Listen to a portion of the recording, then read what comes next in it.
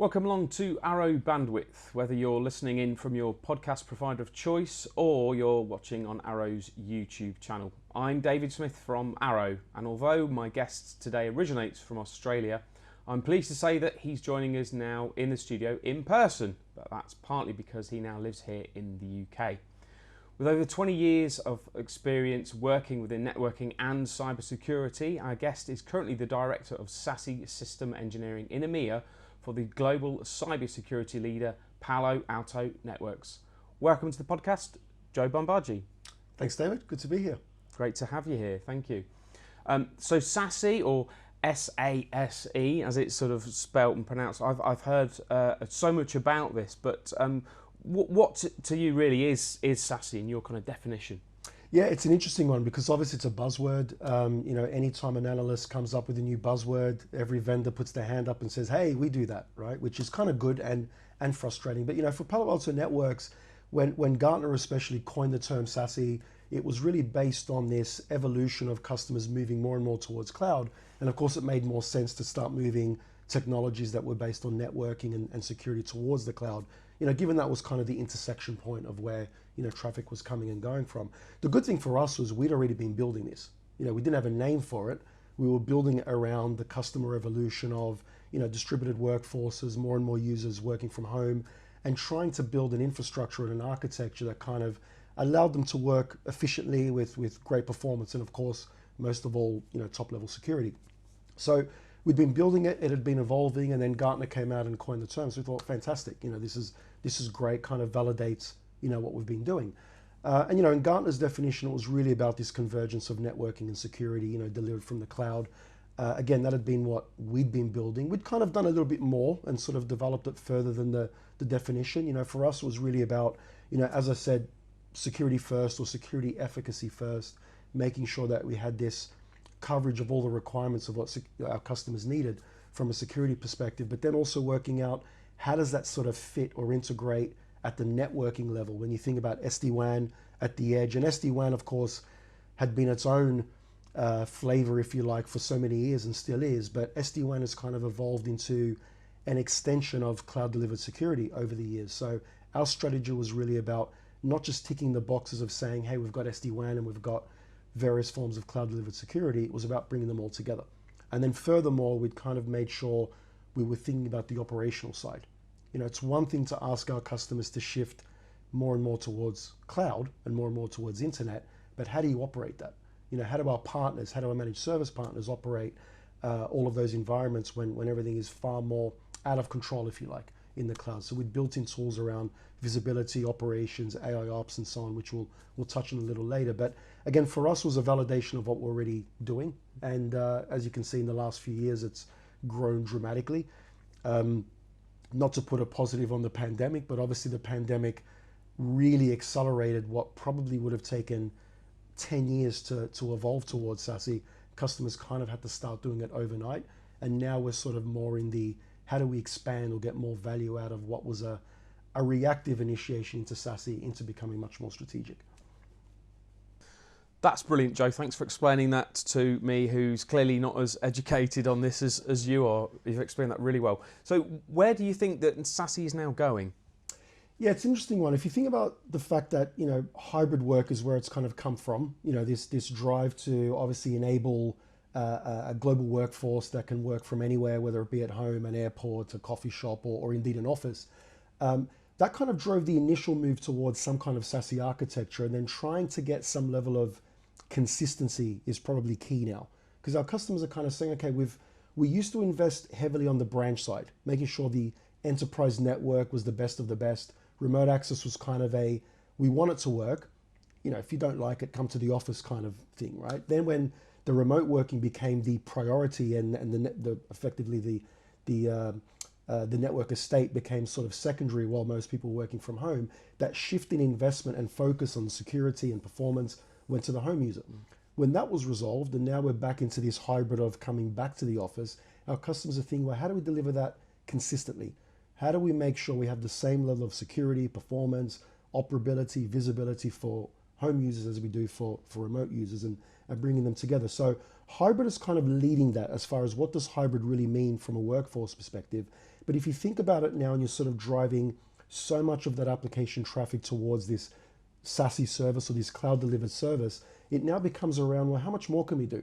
Why should it stop at remote access? Why should it be just about ZTNA, or why should it be just about internet security? Why should we not be able to cover internet security and private application security and SaaS security and remote users and remote networks and SD-WAN? Why should we not be able to do it from that same infrastructure? So what we're really now seeing is customers who had initially invested partially in SASE moving towards full-blown SASE, in a fully unified SASE. And we're seeing customers that are only really at the start of that journey realize we don't want to get it wrong. We want to do it right from the start. How do we build a framework and put something in place which builds a foundation for what they're going to do for the next, several years? So that's really where it's going. What the analysts are saying is that, by 2025, about 80% of enterprises will have a single unified SASE provider. And that's a real change from customers who used to have, one vendor for SD-WAN, one for firewalls, one for ZTNA, and one for CASB, and so on. They're sort of bringing it all together because having a single management plane, having a single area for logging, having a single, unified policy framework for all of those use cases is absolutely key. It makes sense. It dramatically simplifies, gives customers that consistency that they're looking for, and you can kind of really reduce the cost of operations. And for our partners, it makes things simple as well, because especially if you're building this stuff and you're having to operate this stuff, you want it to be as simple as possible. You want to show your customers that you've got a framework in place that not only makes it simple for them, but shows customers that there are no security gaps, or at least far fewer security gaps than there would be when you kind of cobble together 4 or 5 different solutions, if that makes sense. That's really interesting, Joe. Thanks ever so much. Before we started recording this sort of off air, you were telling me that the SASE market is worth $15 billion. What's that built of? What are the kind of components that surround that? Yeah, so we're sort of predicting that by 2025, the overall market will be about $15 billion. And that sort of encompasses the multiple layers of SASE. So if you think about the true definition of SASE, there are kind of 5 components. So ZTNA, which, that's the zero trust network access, the remote access type of thing, which is, of course, continually growing. As we know, more and more users will continue to at least work from home or work, from a hybrid perspective. Secure Web Gateway has kind of traditionally been quite a big component of that market, and that continues to remain steady. And that's really about, that sort of cloud delivered internet security, kind of a web proxy approach, if you like. The CASB market is probably the fastest growing component of SASE. So that's, of course, because the explosion of SaaS applications, our customers are kind of somewhat blind to the usage of SaaS, how much SaaS is really flowing through their corporate estate. What do they really know? What do they not know? How do you secure it? How do you even see what anybody's doing? So that's a huge component of that. So SD-WAN sits somewhere like 30 to 35% of that SASE space, and we expect that to continue on at least for the next 5 years or so, because again, the corporate network estate is not going anywhere anytime soon. And as I said earlier on, unifying the edge with cloud delivered security is quite important.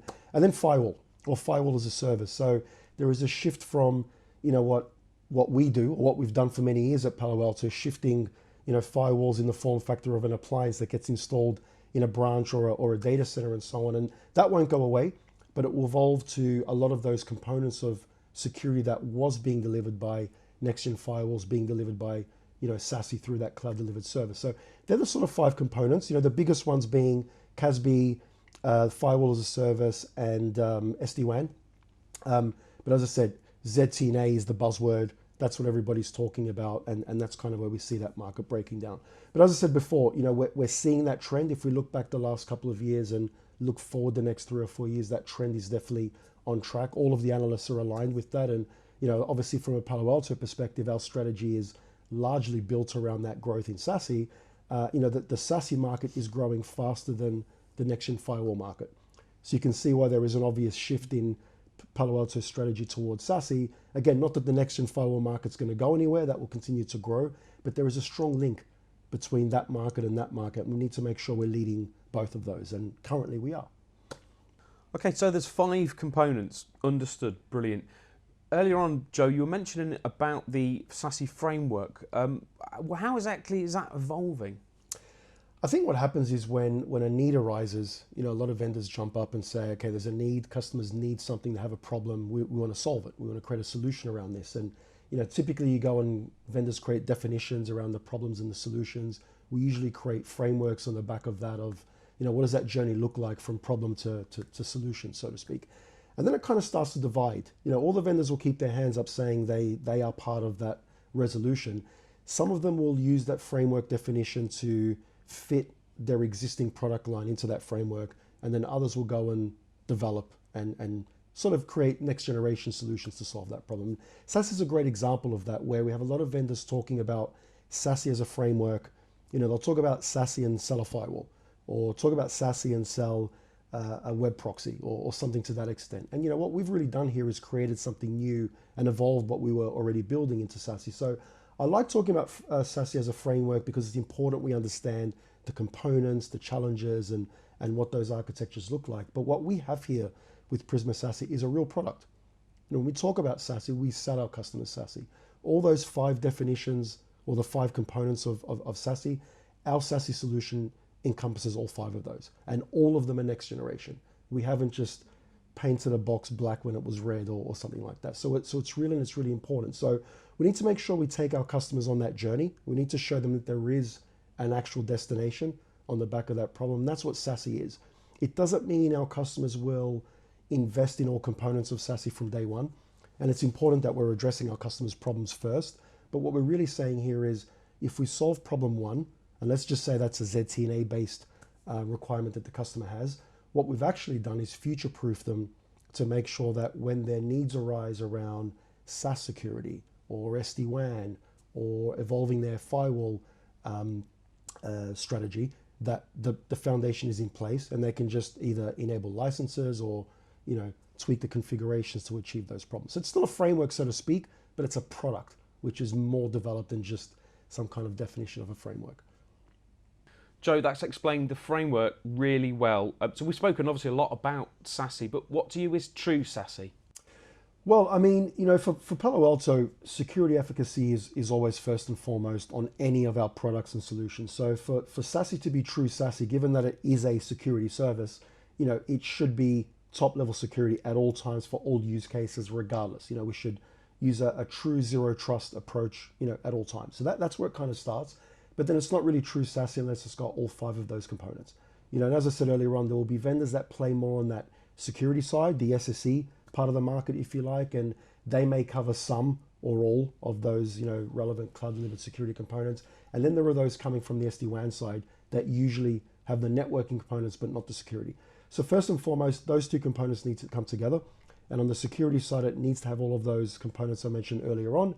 And lastly, it needs to be fully unified, where you've got unified management, unified policies, unified data. And when you've got that, then it's true SASE, not just by definition of framework, but really by definition of product. Joe, thanks so much for being on today's episode. It's been really insightful for me. We're going to be talking on the next episode about ZTNA 2.0, so I can't wait to talk to you about that one. Thanks very much for being here. Sure, look forward to it. Thanks a lot.